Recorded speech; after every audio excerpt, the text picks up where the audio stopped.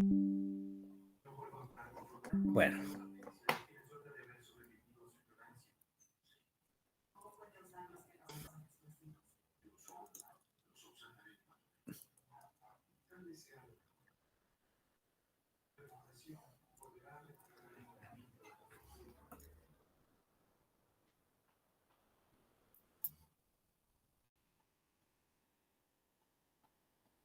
bueno, vamos a comenzar nuestra sesión de esta tarde.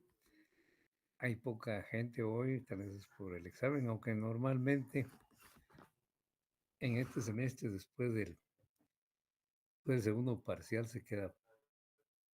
después del primer parcial se queda poca gente, y más después del segundo. Bueno, miren, les voy a presentar, fíjense que terminamos el tema de los métodos para establecer la relación causal de los fenómenos, tal y como vieron ustedes en el contenido de su evaluación y lo que les indiqué. Y el día de hoy, jóvenes, vamos a comenzar a hablar de la metodología jurídica y también vamos a comenzar con la introducción a la estadística. Entonces, primero vamos a hablar de la metodología jurídica. Voy a subir la presentación y cualquier duda o cualquier comentario, cualquier sugerencia que ustedes quieran hacer, por favor, planteenla. Les voy a poner el contenido.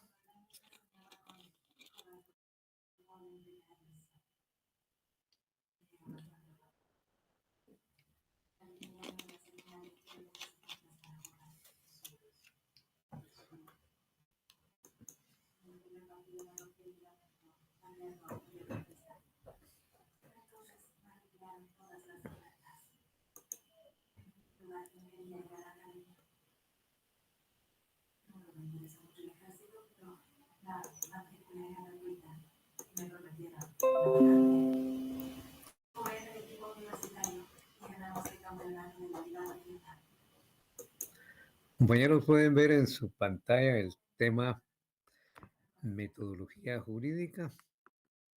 Sí, licenciado. Sí, licenciada. Bueno, gracias, compañeros. Vamos a presentar esta parte. Miren, aquí seguimos hablando siempre del método, pero en esta parte nos referimos específicamente al método que se aplica al derecho o la metodología que se aplica al derecho.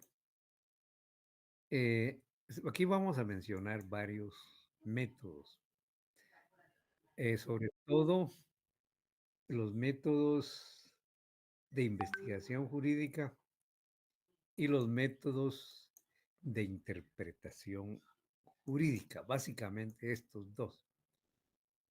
Y sobre todo de los dos últimos de interpretación, jóvenes, hay una terminología jurídica, yo diría, bastante técnica,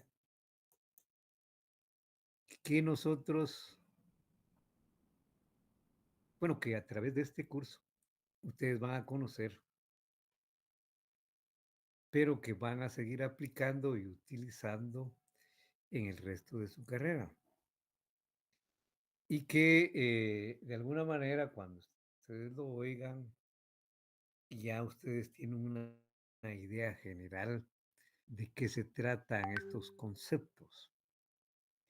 Esto es una también diríamos que son de las competencias que tratamos de lograr con este tema, fíjense, compañero. E insisto, cualquier duda que ustedes tengan, Pregunten, compañero.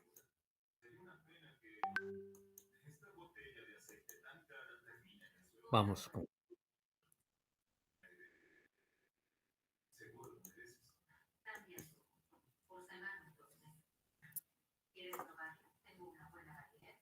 vamos, compañeros.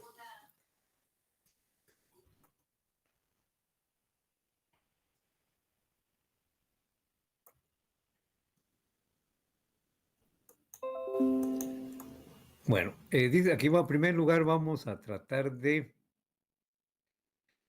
definir qué es la metodología jurídica. Vean, pues, jóvenes.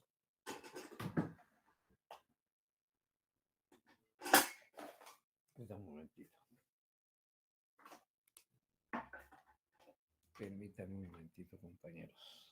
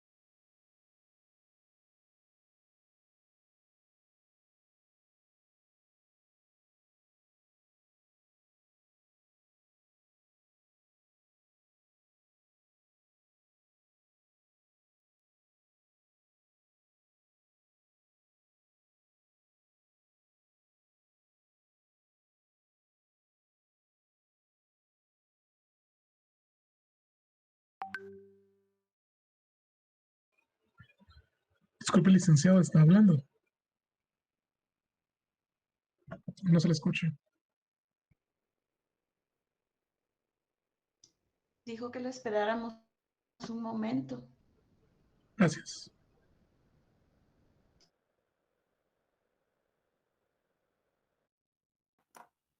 Es que surge la duda porque como está moviendo las... Algo le pasó. Se está dando claro. ¿No me oyen, jóvenes? ¿No hay audio? Hasta ahorita, licenciado. Ahorita Ya, sí me oyen. licenciado. Ahora sí, sí, licenciado. Sí. No sé qué pasó aquí entonces, porque supuestamente estoy parte del funcionamiento de la tecnología, ¿verdad, compañero? Sí me oyen, jóvenes. En este momento sí, Sí, licenciado. ¿Me oyen bien? Sí, Ah, va. Miren, les pregunto, ¿me oyen bien así? ¿O me oyen mejor así? Óiganme. Miren, pues, compañeros, ¿me oyen? Sí, licenciado. Sí, licenciado. De las dos formas, ¿me oyen bien? ¿Sí? Sí, licenciado. Ahorita voy a poner micrófono, a ver si.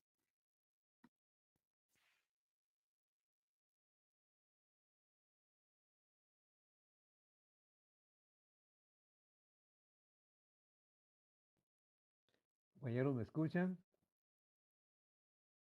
Sí, licenciado. Sí, licenciado. Bueno, miren pues compañeros, estamos, no sé si oyeron esta parte de la metodología jurídica. No, licenciado, no No, se le escuchó licenciado. nada de eso. Ah, bueno. Le hablé por gusto, ¿va, compañeros? Bueno, miren pues jóvenes, la metodología jurídica. Esta metodología jurídica comprende, fíjense compañeros, el estudio y la aplicación de los instrumentos técnicos necesarios para conocer, elaborar, aplicar y enseñar el derecho. O sea, 4 aspectos: conocer, elaborar, aplicar y enseñar el derecho. Pero fíjense, compañeros, que aquí en esta parte de nuestro curso solamente vamos a conocer los métodos, vamos a hablar de los métodos para conocer y para aplicar el derecho. Solo estos dos. Esta parte de la elaboración del derecho es una cuestión muy amplia y muy específica que tiene que ver con el proceso legislativo. Y eso ustedes lo miran propiamente en sus cursos de derecho de una forma más detenida, de una forma más precisa, porque lo enseñan profesionales especializados en el derecho, ¿verdad, compañeros? Yo estoy más especializado en la cuestión de la economía, soy economista y también en la investigación. Bueno, entonces aquí en esta parte vamos a hablar del conocimiento y de la aplicación del derecho, pero con la aclaración que la aplicación del derecho implica su interpretación. Para aplicar el derecho hay que interpretar la ley, ¿verdad? Y esta parte, pues, estos métodos sí vamos a enunciarlos acá. Entonces, ¿a qué se refiere esto de la metodología de la investigación y conocimiento del derecho? O sea, esta primera parte.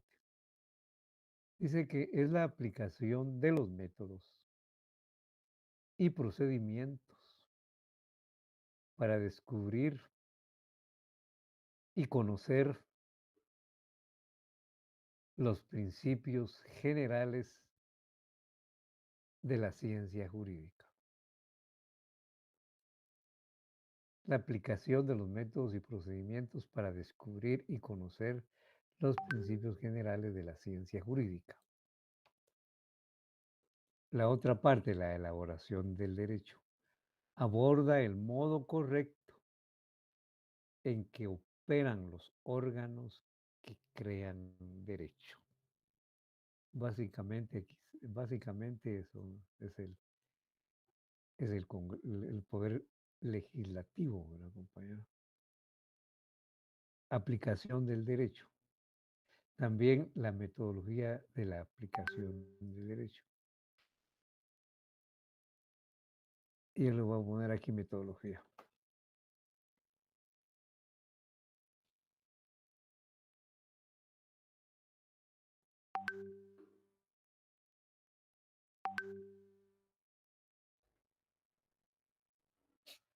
Él es el estudio de la labor judicial, pero también la llevan a cabo el legislador, no solamente los jueces, también el propio legislador y también los gobernados aplicamos el derecho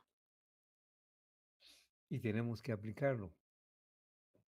Y como nosotros también aplicamos el derecho, tenemos que conocer esta metodología. Y la otra cosa, como les acabo de decir hace un momentito, que la aplicación conlleva, ¿qué cosa les dije yo hace un momentito, compañeros? La aplicación del derecho conlleva también, ¿qué cosa?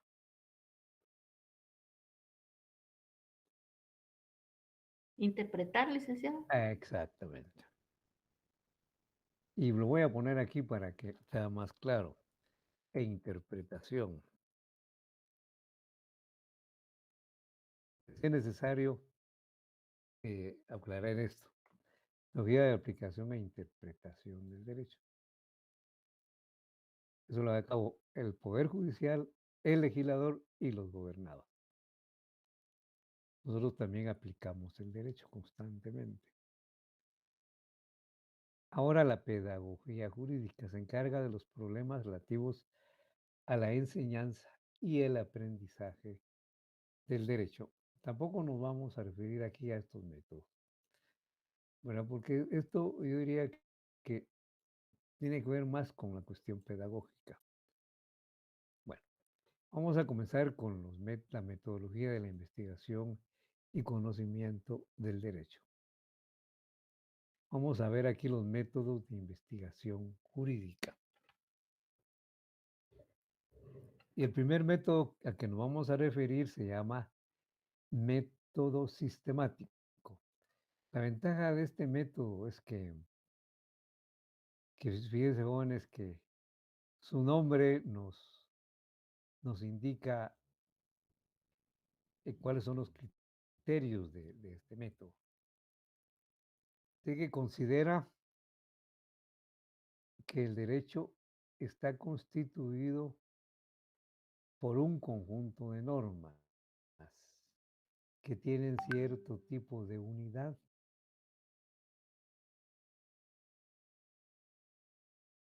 Al que se le, no, aquí no es a la que, sino esa es la cuestión gramaticalmente, al que se le puede llamar, o sea, a este conjunto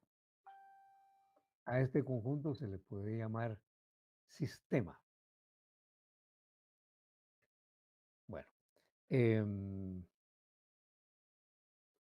a este conjunto no se le puede llamar sistema. De manera entonces, aquí lo que se quiere decir es que no hay que ver la norma jurídica, una ley, como una cosa aislada. No, las leyes siempre forman parte de un subsistema y ese subsistema a otro sistema mayor. De manera que en última instancia forman parte de todo un sistema. Miren lo que dice aquí este señor Londoño, que no es el jugador de los cremas, sino es un autor que tiene el mismo apellido. Que fue jugador que no está jugando ahora. Ahora plantea la idea de que una norma jurídica, miren pues, no es un mandato aislado, lo que les acabo de decir. sino que forma parte de un sistema jurídico. De manera que toda norma forma parte de un sistema jurídico, normativo. Y ese sistema está orientado, y aquí y que le voy a poner eso para que quede más clara la explicación, que está orientado hacia un determinado rumbo. Hay determinados objetivos, determinados propósitos de nación,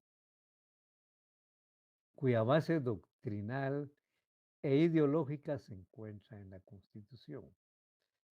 De manera que quien coordina, quien ordena, quien armoniza, eh, quien integra todas estas normas es la Constitución Política de la República. Diríamos que la Constitución orienta todas las demás normas de un país. Ninguna norma puede ir contra la Constitución. Y la Constitución tiene un propósito, tiene objetivos. Entonces, es lo que unifica a todas las normas jurídicas. Lo que unifica al sistema jurídico es la Constitución Política de la República. Entonces, todas las normas, el método lo que nos dice es que todas las normas jurídicas forman parte de un sistema. Y este sistema está orientado por la Constitución. Una idea general, ¿verdad, compañeros? Y esta idea pertenece precisamente, este criterio pertenece al método sistemático.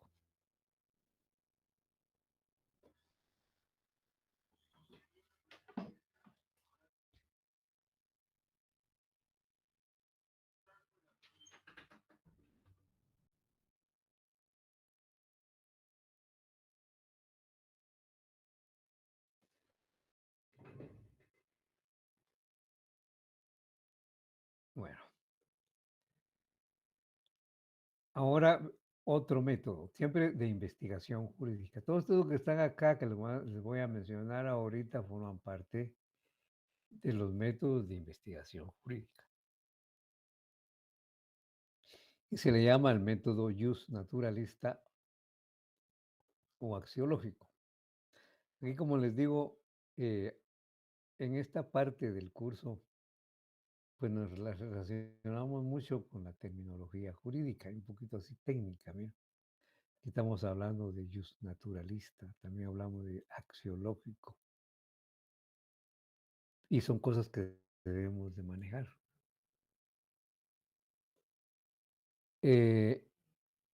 Este término, por ejemplo, lo van a oír mucho ustedes en su carrera y lo van a utilizar.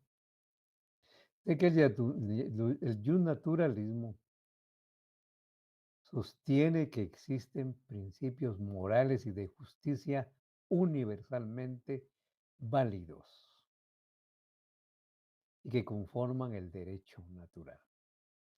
Así, cuando se refiere a aspectos que se refieren al derecho natural, pues son justnaturalistas, ¿verdad, compañeros? O pertenecen al justnaturalismo. Y este derecho natural, pues contiene principios universales,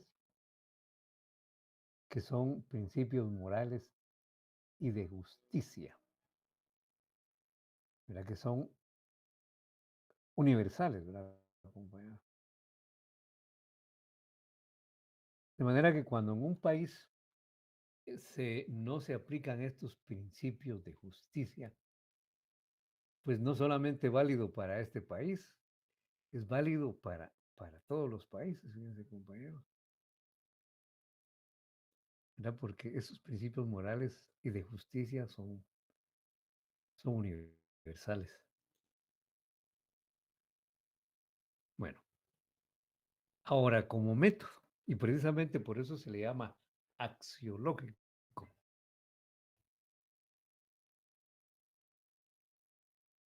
es porque privilegia los aspectos valorativos, los aspectos éticos, los aspectos morales. ¿Verdad, compañero? Valorativos, éticos, morales de las instituciones y normas jurídicas. Fíjense bien lo que dice aquí, para lo cual, bueno, fíjense que estos aspectos morales, los aspectos éticos, los aspectos valorativos también forman parte de la filosofía. Fíjense, compañeros. Por eso dice aquí, para lo cual da prioridad a los aspectos filosóficos que se relacionan con los valores y la moral. Estos aspectos tienen que ver con la filosofía. Y la filosofía bien tiene que ver con todo el mundo, ¿verdad, compañero? Entonces, por ejemplo, cuando se utilizan argucias legales para tratar de evadir la voluntad popular en una elección, pues también va contra los valores morales, fíjense, compañero. Y por eso también dan su opinión e instituciones internacionales, porque forman parte del derecho natural, de los valores de justicia universalmente válidos, ¿verdad, compañero? Bueno, entonces, miren, jóvenes, cuando nos hablan de lo axiológico, se refiere a los valores, a lo ético, a lo moral. Dice, miren lo que dice aquí, la axiología jurídica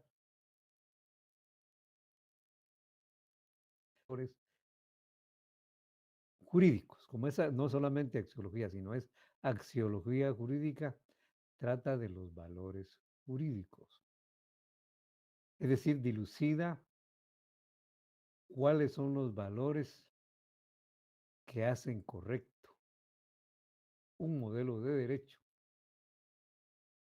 que se privilegian a la hora de elaborar o aplicar las leyes. Entonces, fíjense que el derecho no puede ir en contra de estos principios universales de justicia. No puede ir en contra de estos principios universales morales. Al contrario, debe de ajustarse a ellos. Y cuando atendemos a estas cuestiones morales, a estas cuestiones valorativas, entonces nos estamos refiriendo a la cuestión axiológica. Y el método axiológico pues privilegia estos aspectos valorativos, estos aspectos morales. Cualquier cosa que quieran preguntar, jóvenes, pueden hacerlo. Licenciado, buenas tardes. Y compañero, buena tarde. Este método de los dos conceptos que menciona, el naturalista o axiológico, su enfoque es más en lo moral, ¿verdad? La única Exacto. diferencia que yo veo es la justicia en la primera parte, que es el naturalismo, ¿no? Exactamente.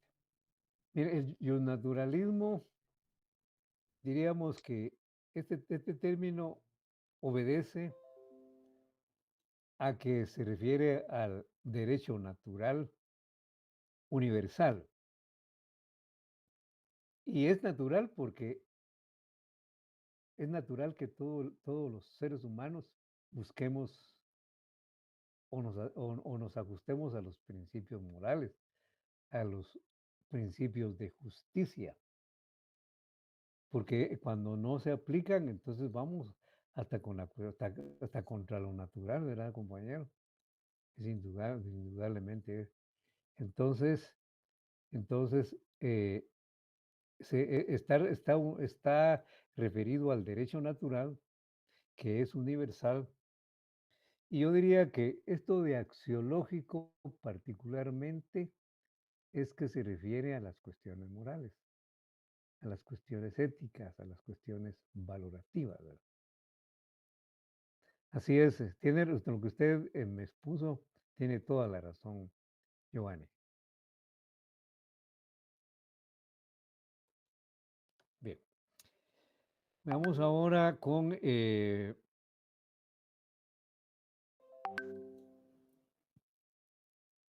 Carlos decía que, aquí está. Dice que le decía, trata de los problemas, valores, de la axiología jurídica trata del problema de los valores jurídicos. Dilucida cuáles son los valores que hacen correcto un modelo de derecho, que se privilegian a la hora de elaborar o aplicar las leyes. Entonces las leyes deben llevar implícito cuestiones morales, ¿verdad, compañero? Porque hay leyes que se hacen con la intención de favorecer a un determinado sector, fíjense, compañero. A veces.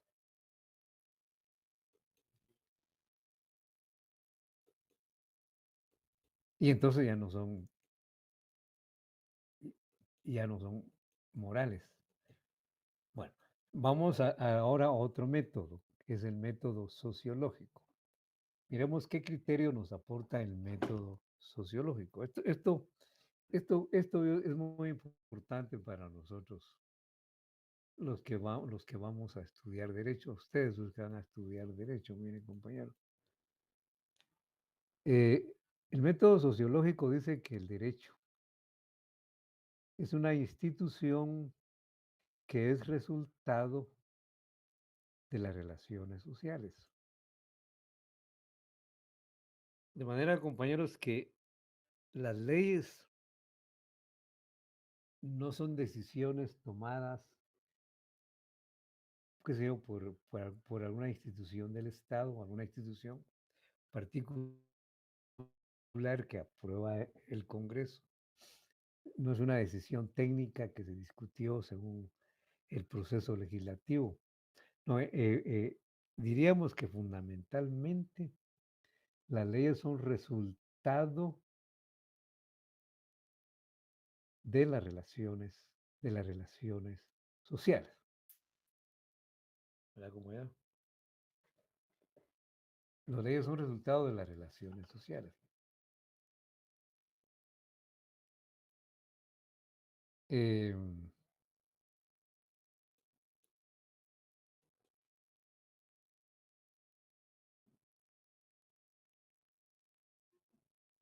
Siempre una ley, fíjense, compañeros, casi siempre, es resultado de una determinada necesidad de la sociedad, una demanda social.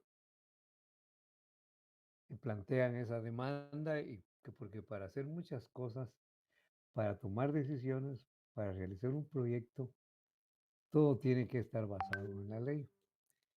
Y si no está en la ley, hay que crear la ley. O si existe una ley en contra, hay que modificar la ley. Y entonces esas leyes son resultado de una necesidad social, son resultado de lo... eso, aunque parezca duro, fíjense, compañeros, pero es la realidad. Son resultado de los intereses de determinados sectores. A veces son sectores mayoritarios de un país y a veces son resultado de sectores minoritarios, pero que tienen mucha influencia, tienen mucha capacidad de presión, que pueden precisamente pues lograr que se aprueben ciertas leyes. Y esas leyes algunos las comparten, otros no, pero hay un consenso ahí, sobre todo en el Congreso de la República. Y hay muchas presiones en el Congreso de la República para poder ya salir una ley, fíjense, compañero. Y hay muchos proyectos que nunca se aprueban porque no convienen a ciertos intereses. Así como hay muchas leyes que no se aprueban porque convienen a ciertos intereses, también hay leyes que se aprueban porque hay quienes sí pueden tener esa capacidad de influir para que las leyes se aprueben. Pero siempre es resultado de diríamos, de las presiones que existen entre los diferentes grupos sociales. Eh, Hay grupos que siempre están atentos a ver qué leyes emite el Estado. Y cuando no les conviene, se oponen. Y hay grupos que son la mayoría, que no se preocupan de las leyes que el Estado emite, el Estado aplica. Y entonces ahí siempre están, como no hay oposición, pues simplemente se emiten las leyes, ¿verdad, compañeros? Pero sí hay que tener siempre presente que las leyes son resultado de las relaciones sociales. Por ahí hay un dicho muy duro, pero en última instancia es bastante real, que dice que las normas jurídicas es la expresión de la voluntad de las clases dominantes, dice, erigidas en ley, dice por ahí una frase. Bueno, pero tengamos presente eso, compañeros, de que las normas reflejan necesidades sociales, reflejan demandas sociales, reflejan intereses sociales y es resultado de la acción entre varios grupos, ¿verdad?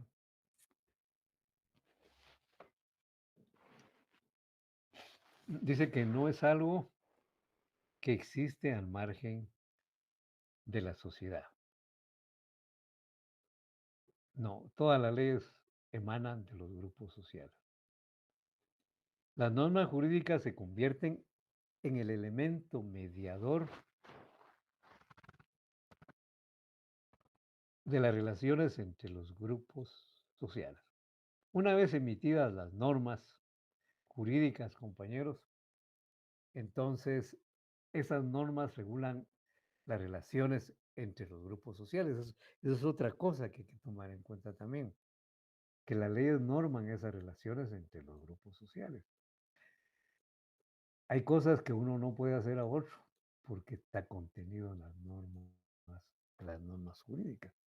Entonces, de ahí la importancia de que las normas jurídicas se apliquen y que el Estado tenga la capacidad de hacer cumplir las normas. Porque cuando cuando el Estado no tiene esa capacidad de que las leyes se aplican y las leyes frecuentemente se violan, entonces existe la impunidad, no existe el Estado de Derecho. Bueno, aquí miren lo que dice Whitker. Opina que para esta metodología el derecho es una variable dependiente de la sociedad. Miren esto. O sea, los juristas están claros en esto. Las leyes son consecuencia de las relaciones sociales. Son una variable dependiente de la sociedad. Y fíjense que las leyes reflejan precisamente esa pugna, esa lucha de intereses que se dan entre los grupos sociales en determinada etapa de la sociedad, ¿verdad, compañero? Así, muchas de las normas de la Constitución de la República son resultado de una situación que se vivía en el país cuando fue emitida la Constitución. La Constitución fue emitida cuando ya se iniciaron las pláticas de paz para terminar con el conflicto armado interno que duró casi 4 décadas en el país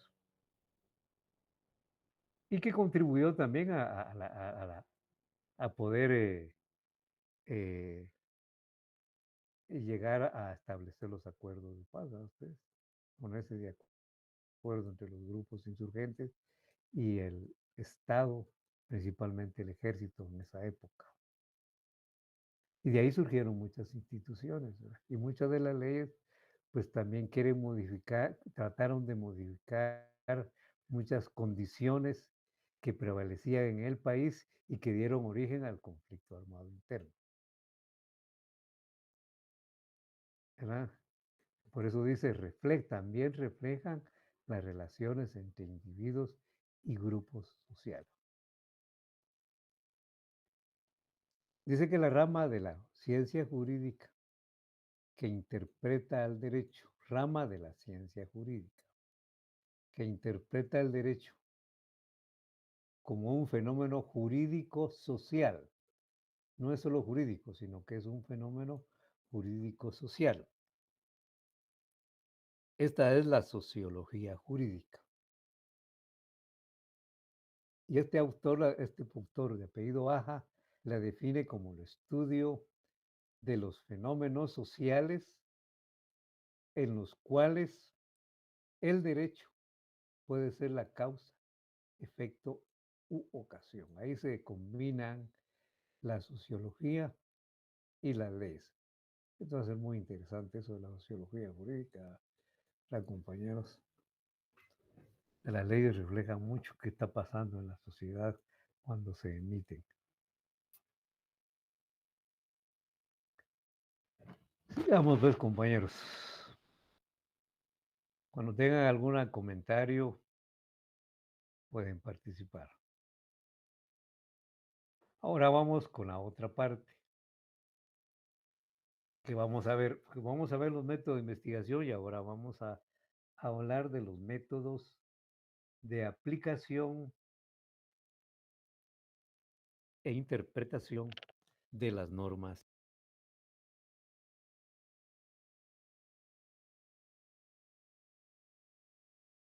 Licenciado, buenas tardes.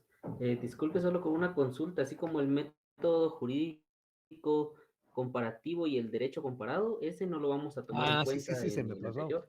Gracias. Se me pasó esta cosa. Aquí está. Sí, claro que sí. Gracias gracias por acordarme. Ya se me estaba pasando esto, compañero. Vamos a entrarle al método jurídico comparativo. Gracias al compañero aquí nos ayudó y nos recordó que falta esto. Y es muy importante. Aquí faltan dos, el método jurídico comparativo y la analogía jurídica. Nos faltan, fíjese, compañero. Bueno, entrémosle primero al método comparativo. Y primero vamos a definir y explicar qué es comparación, qué es comparar. Compañeros, según su criterio, el criterio que ustedes tengan, ¿qué es comparar, compañeros?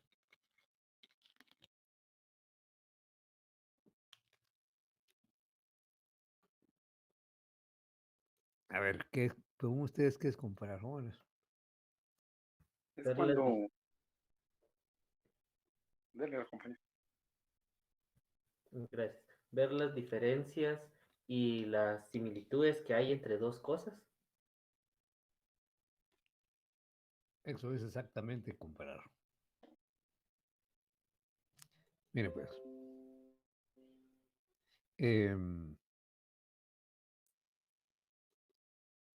fíjense que dice que es el comparar, la comparación es la actividad mental, lógica, que consiste en observar o determinar semejanzas y diferencias entre dos o más objetos y fenómenos. Fíjense bien, encontrar semejanzas y diferencias. Ahí es cuando estamos comparando. Entonces, el método comparativo, en general, se define como un procedimiento, es un procedimiento ya sistemático y ordenado para examinar relaciones de semejanzas. Yo voy a poner selecciones de semejanzas y diferencias entre dos o más objetos y fenómenos, con la intención de extraer determinadas conclusiones. Este es el método comparativo. Entonces dice que cuando se compara, se tiene varios propósitos. Uno es encontrar semejanzas y diferencias y también encontrar regularidades. Yo diría que las regularidades es casi lo mismo que las semejanzas, ¿verdad, compañero? O a veces regularidades son cuando las cosas que tienen son iguales. Esto tiene esto e igualmente esto tiene esta cosa. Igual, igual. Porque a veces lo semejante no quiere decir que es idéntico, sino que se parece, ¿verdad, compañero? Bueno, eh, es semejante, ¿verdad, compañero? Ahora, para Martínez Paz dice que aquí él nos plantea una definición de derecho comparado, porque de este acto de comparar en el ámbito jurídico, pues ahí se conforma el derecho comparado. Dice que esta disciplina es la que se propone por medio de la investigación analítica, crítica y comparativa de las legislaciones vigentes, descubrir los principios fundamentales y el fin de las instituciones jurídicas y coordinarlos en un sistema positivo actual. Lo que pasa es que con la comparación se establecen principios generales, ¿verdad, compañeros? Entonces pueden sacarse esas conclusiones de cómo se conforma un sistema jurídico vigente actual. La corriente ius, aquí ya utilizamos ya las cuestiones técnicas, la corriente ius comparatista extrae los elementos característicos y comunes de un sistema jurídico determinado a fin de encontrar lo que se le ha llamado principios generales del derecho, lo que les decía. Cuando se utiliza la comparación, se utiliza un método inductivo. Se comparan cosas comunes, se comparan cosas semejantes y también las diferencias. Y de ahí se obtienen conclusiones generales y se obtienen los principios generales del derecho en un mismo sistema jurídico. Ahora, si se comparan diversos sistemas, entonces se llegará a un punto de obtener la teoría general del derecho, fruto del análisis, de la comparación de todos estos principios. Esta es la comparación, compañeros. Ahora, y la aplicación al derecho. Ahora vamos a hablar de los métodos de aplicación e interpretación de las normas jurídicas. Yo les decía que cuando se aplican las normas, pues primero hay que interpretarlas. Y fíjense que aquí más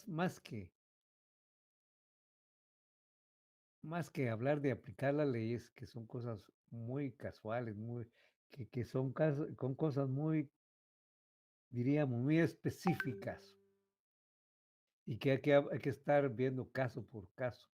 No, aquí lo que vamos a ver más que todo la interpretación. Y vamos a comenzar con la analogía y analogía jurídica. Ahora miren, dice que la analogía es la relación de semejanza que existe entre cosas distintas. Bueno, aquí les hago otra pregunta, compañeros. ¿Qué diferencia encuentran ustedes entre la comparación y la analogía?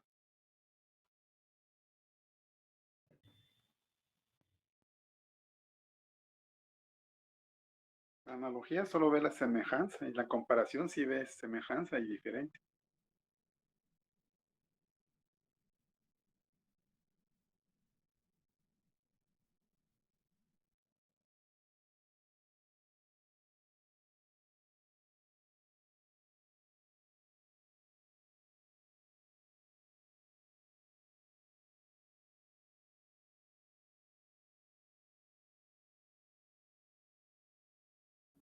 Por si está hablando, no se le escucha, licenciado. Aquí vamos a enfocarnos en la analogía, es decir, vamos a enfocarnos en la semejanza de los casos. Entonces, vamos al ámbito propiamente jurídico, la analogía jurídica. ¿En qué consiste? Miren, compañeros, miren pues, como vamos con la cuestión de la comparación, ahora con la analogía, y ya diferenciamos esto, tal y como nos lo dijo Ivani. Entonces, ahora, ¿qué es analogía jurídica? Dice que es el razonamiento por analogía, es aquella operación mental también llevada a cabo por los intérpretes del derecho. Es una operación de interpretación mediante la cual se atribuye a un caso o a una materia, que no encuentra una reglamentación expresa en el ordenamiento jurídico. O sea, hay en un caso, hay una materia, hay un problema que no está regulado, que no está reglamentado, que no está normado. ¿Verdad, compañero? Entonces, se atribuye a este caso que no está normado la misma disciplina o, o la misma reglamentación prevista por el legislador para un caso y una materia semejante, una materia similar, una materia muy parecida. Entonces, a este ordenamiento, a este caso que no se encuentra en la legislación, pero que hay otro caso que sí está normado y que es muy parecido a este, entonces se aplican las mismas disposiciones de aquel a este que no está normado. Y a eso es lo que se le llama la analogía jurídica. Dice que la interpretación analógica de la ley consiste en extender una norma jurídica, que regula determinado hecho a otro semejante que no está previsto en ella. Entonces hay que estudiar las semejanzas que existen entre una y otras, y esas semejanzas pues pueden hacer posible que también se aplique las mismas disposiciones, ¿verdad, compañero? Se comparan, se realiza la analogía, no comparación, sino la analogía. Es decir, vamos a ver no la comparación, sino aunque diríamos que la analogía es una parte de la comparación. Lo único que no se miran las diferencias, no solo las semejanzas. Esa es la analogía, compañeros. Bueno, vamos ahora el método de interpretación de la norma jurídica o hermenéutica jurídica.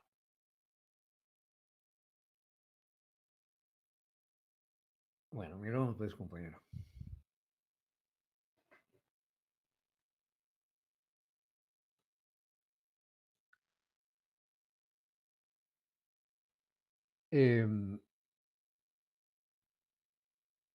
Dice que este método de interpretación el método de interpretación de la norma jurídica se le llama hermenéutica jurídica. Aquí vamos enriqueciendo nuestro lenguaje jurídico. Miren, compañero, ya vimos la analogía, ya nos referimos al justnaturalismo. Usted posiblemente ya se ha referido mucho a ello. Esto posiblemente, pero tal vez no. Pero cuando nosotros nos referimos a la interpretación, entonces utilizamos este término, hermenéutica jurídica. Método de interpretación de la norma jurídica o hermenéutica jurídica. Dice que se denomina teoría de la hermenéutica jurídica al conjunto de principios que deben tomarse en cuenta para una adecuada interpretación de la norma jurídica. Primero, nosotros tengamos claro que la hermenéutica es interpretar, ¿verdad, compañero? Y entonces la hermenéutica jurídica es el conjunto de principios que se toman en cuenta para una determinada interpretación de la norma jurídica. Aquí hay un autor que nos dice que es interpretar, aunque por supuesto hay muchas más definiciones de interpretación. Dice, interpretar dice que es explicar, es orientar algo, es comprender, es aprender, entender los momentos de la vida social. Y miren lo que dice al final, y atribuir un significado a un signo lingüístico. Esto es interesante, esto de la interpretación. Es explicar, es orientar, es comprender, aprender, es entender los momentos de la vida social. Es darle un significado a las cosas y a los signos lingüísticos. Dice que la interpretación está ligada a la comprensión y también está ligada al lenguaje. De tal forma que al referirnos a la hermenéutica jurídica, la entendemos como una actividad dirigida a encontrar la solución al conflicto o al problema jurídico que se somete al estudio del intérprete. Y nos falta una L.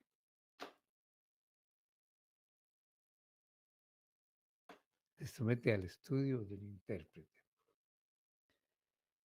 Él nos va a solucionar eso que no entendemos, ¿verdad, compañeros? Comprender es entender, darle significado. Entonces, fíjense que los elementos del proceso interpretativo dice que son 4. En primer lugar, el filológico o gramatical. Esto es muy importante, compañeros. La interpretación gramatical, la interpretación hasta literal de las cosas.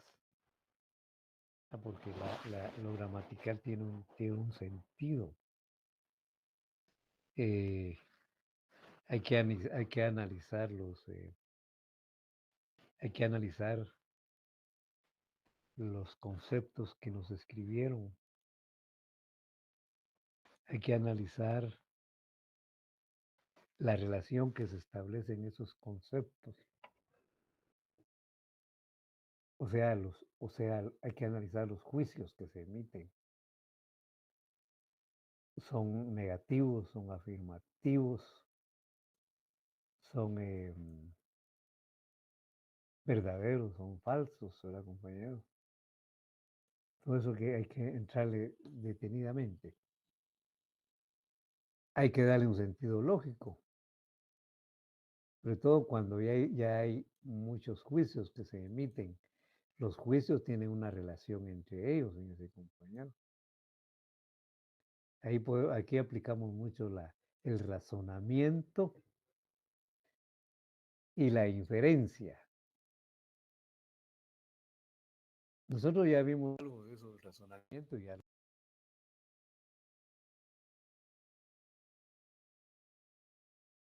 Se le fue el audio, licenciado. Ahorita se me acaba de ir, ¿no? Sí, licenciado, hasta ahorita regresó. Vale. Pero sí me acaban de estar oyendo. La última parte que mencionó, no. En la parte lógica, no me oyeron, digo yo. Sí, licenciado. Mire, pero la parte lógica, compañeros, tenemos que tomar en cuenta.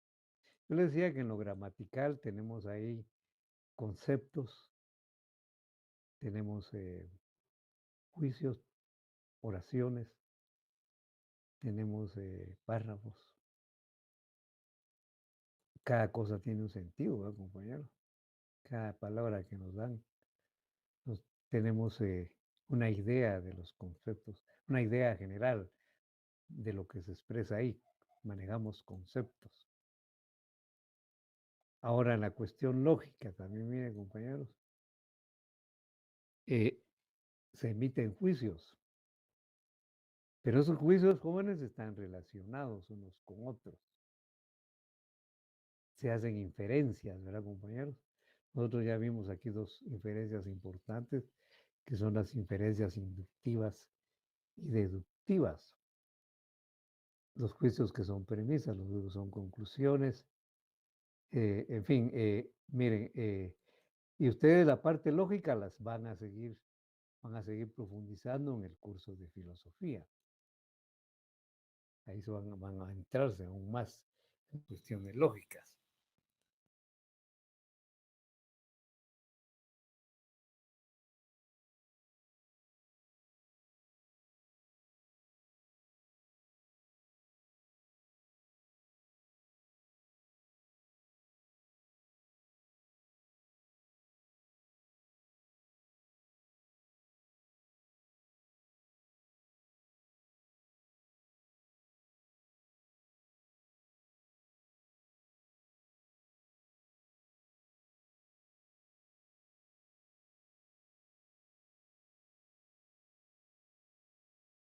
Por si está hablando, otra vez se le fue el audio, licenciado. Está fallando él. Y les decía que el aspecto histórico, decía que, por ejemplo, les acabo de mencionar que la Constitución, y así todas las leyes, son resultado de un proceso histórico. La necesidad de construir una sociedad más democrática, ¿verdad, compañero? Bueno, es luego del conflicto armado interno. O, por ejemplo, la promulgación del Código de Trabajo tenía como propósito también mejorar las condiciones de los trabajadores, la protección de los derechos de los trabajadores, que fue emitido durante el primer gobierno de la revolución, o sea, de la época del papá del presidente electo, ¿verdad? Y pues, protege al trabajador eminentemente. Entonces, todo es producto histórico, ¿verdad, compañero? Y por supuesto también es producto de las relaciones sociales, ¿verdad? Entonces, un código como esto no pudo haber salido en la época de un gobierno como el siguiente, que fue como en la época de Castillo Armas o en la época de los militares que nos gobernaron después de la revolución, los gobiernos de la revolución, porque ellos defienden otros intereses totalmente diferentes. Esto tenemos que comprenderlo, ¿verdad, compañero? Entonces, tiene una cuestión, son cuestiones sociológicas también, compañero. Bueno, entonces, estos aspectos son que deben tomarse para la interpretación de la norma jurídica, la filológico, gramatical, lógico, histórico, sociológico. Ahora viene otro método de interpretación, miren, es el método exegético. Veamos, compañeros, qué es la exégesis jurídica. Dice que el método exegético sostiene que frente a una ley oscura, dudosa, debe recurrirse a la voluntad o intención del legislador que la dictó. ¿Verdad? Se trata, pues, de establecer la finalidad que se persiguió con la ley, tal y como fue entendida al momento de dictársela, sin ninguna clase de agregados por parte, miren lo que es, ninguna clase de agregados por parte del intérprete. Por ejemplo, cuando Ríos Montt, por primera vez, después de haber sido jefe de Estado de facto,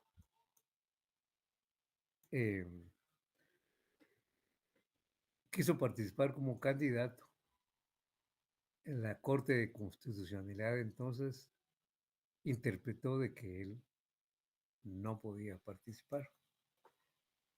Porque en la Constitución, miren, jóvenes, ¿quién fue el órgano que decretó, que promulgó la Constitución Política de la República actual? La asamblea. La Constituyente. Pues esa asamblea, pues en su época, la asamblea, yo les decía que se trataba de formar una sociedad más democrática, una sociedad que venía de constantes golpes de Estado, de gobiernos militares, y Ríos Montt fue jefe de Estado, luego de un golpe de Estado. A él posteriormente le dieron otro golpe de Estado. Y esa era la historia de nuestra sociedad, fíjense, compañeros. Y muy posiblemente busquen eso hoy en la actualidad, con todo lo que está pasando en el país después de las elecciones. Pues para evitar esto, allí se prohibió que un jefe de Estado, producto de un golpe de Estado como él, pudiera participar, pudiera ser presidente nuevamente, entonces no se le dejó participar. Pero en la siguiente, sí se le dejó. Pues ni a él ni a sus hijos, dice la Constitución. Bueno. Entonces, cuando se busca la intención del legislador, ahí estamos aplicando el método exegético. Dice que busca clarificar conceptos oscuros o dudosos mediante un examen de la intención, de la voluntad del legislador que ha creado la norma. A esto es lo que se le llama la exégesis jurídica. ¿Estamos, compañeros? Sí, licenciado. Bueno. Licenciado, una pregunta. Para aplicar ese método, ¿tendríamos que entrevistar al que crió la norma? ¿O que nos Mire, muchas veces Ujú. no se puede. Si estuvieran, eso es lo ideal. A veces ya no están porque muchos de los constituyentes ya murieron, ¿verdad? Pero si están y se les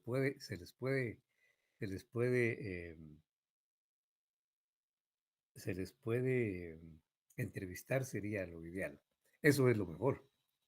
Si está el legislador, eso es lo mejor. Pero si no está, hay que analizarse el contexto histórico en que fue emitida la ley.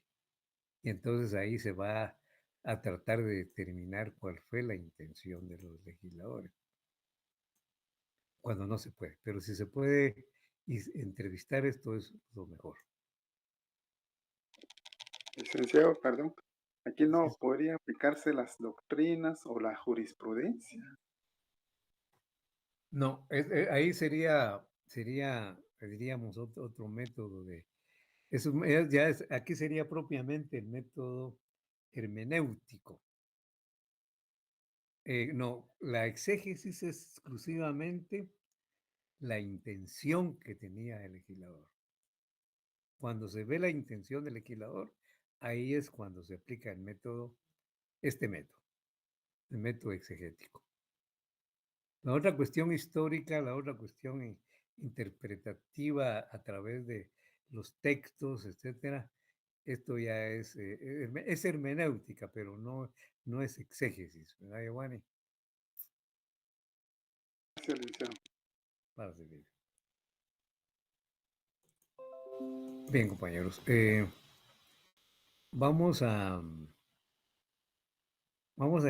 terminar aquí nuestra exposición. Solamente quiero decirles antes de retirarnos que a partir de aquí en adelante, nuestra clase va a ser un poco más práctica. Vamos a hacer un trabajo de investigación. Voy a tratar de hacerles una guía de investigación en estos días que hay exámenes, y voy a aprovechar el tiempo para confeccionarles su guía de investigación.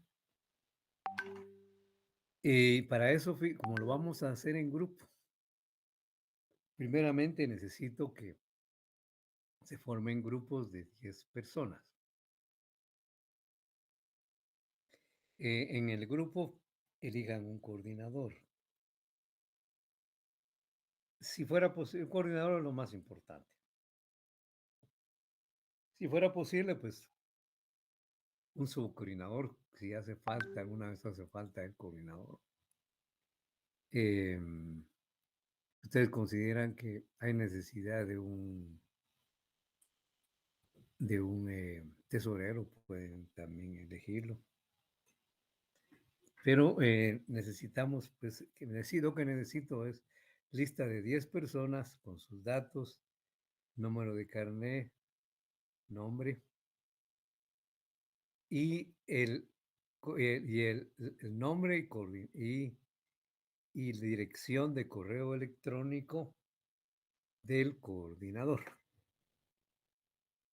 Porque básicamente yo me voy a comunicar con los coordinadores y los coordinadores se comunican con los miembros de su grupo. Como ustedes, si algo manejan, ustedes son las redes sociales, los medios de comunicación de una manera ágil y pronta, pues hay que utilizar estos medios de comunicación. Porque es una ventaja que tiene la sociedad de hoy, pero sucede que cuando hay grupos así, fíjense que siempre se quejan que no tuvieron comunicación con los demás, con el coordinador. No, hagamos uso de la tecnología, ¿verdad, compadre? Y así como lo usan diariamente, así hay que hacerlo también para las cuestiones académicas. Entonces, voy a necesitar el correo de un coordinador, que me voy a comunicar con él. Por el momento también esta parte que sigue de nuestro libro. Mire, también hay que traten de darle solución al laboratorio que sigue después del tema que expuse el día de hoy, que está en la página 203 y 204. Y leer los temas de los métodos, no, las técnicas de investigación social de campo que aparecen a partir de la página 221 hasta el fin de este libro. Y aquí vamos también a comenzar a utilizar otras partes del libro, como son las cuestiones de Bueno, miren pues, léanme la parte del cuestionario, porque vamos a hacer un cuestionario y vamos a aplicar el cuestionario. Vamos a hacerlo por grupo. Y entonces tienen que saber hacer un cuestionario. Ahí dice cómo se hace el cuestionario, tipos de preguntas que hay, etcétera. También vamos a hacer una entrevista. Ahí está también cómo se elaboran las entrevistas, los tipos de entrevistas, a quienes se aplica la entrevista. Y la observación que a partir de que cuando ya les dé la guía, va a ustedes a comenzar a hacer una observación sistemática y llevar registros. Entonces hay que leer estas 3 cosas. Léanlas, porque yo voy a comenzar a explicarles otra cosa que necesita más un poquito más comprensión, diríamos, teórica, como lo es la cuestión de la estadística, porque ya vamos a comenzar a recopilar datos y esto ya es, cómo se recopilan, esto ya es parte de la estadística. Pero por el momento, jóvenes, lo que necesito es, lista de compañeros del grupo. Voy a abrir un espacio en Moodle y cada grupo me sube solo una lista. Por favor, solo el coordinador me sube la lista. Solo hay un coordinador por grupo. Pues si me suben más, me desorientan totalmente. Solo el coordinador. Voy a abrir un espacio en Moodle, en tareas, pero eso no va a tener punteo. No, va a ser solo un espacio. Solo es un espacio para que suban su lista. Ahí le voy a dejar tiempo para que vayan conformando su grupo, se comuniquen con los demás y hagan su grupo. Y la otra, que resuelvan el cuestionario de la página 201, 202. ¿No? Bueno, compañeros, si hay alguna pregunta, por favor pueden hacerla, si no, pues nos vemos el próximo día por ahí. Suseli. Sí, buenas tardes, licenciado, con una Buenas tardes, consulta. Suseli. Yo le quería preguntar de que si los grupos obligatoriamente tienen que ser de 10, porque yo tengo un grupo y he estado preguntando si alguien más no tiene grupo, pero nadie me ha contestado. Mi grupo es de 8, pero no sé si habrá problema. ¿De cuánto dice? De De 8. 8. Ah, no, Ajá. está bien, Suseli. ¿Sabe qué pasa? Ajá. Que hay quienes se quedan ahí sin grupo y cuando eso sucede, entonces yo se los puedo agregar al suyo. Ah, ok, muy bien, licenciado. Quédese con 8 y después ya a ver que se le va a llenar. Con 8 es buen tamaño. Está bien, licenciado. Gracias entonces, muy amable. Para servirle. Bueno, jóvenes, entonces nos quedamos por acá y nos vemos el próximo día de clase. Les deseo muy buena tarde, se me cuida mucho y hasta la próxima. Feliz Feliz tarde. Feliz tarde.